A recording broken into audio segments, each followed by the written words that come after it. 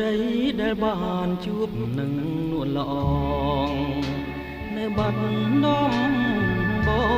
ងមាត់ស្ទឹងសង្ការ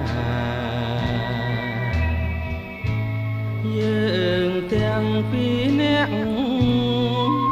សច្ចាស្បត់ស្បាយក្រោមដួងព្រះខែរះពេញបរមីរៀមលូកដៃអោបក្រសោបកាយអូនរាត្រីស្ងាត់សូ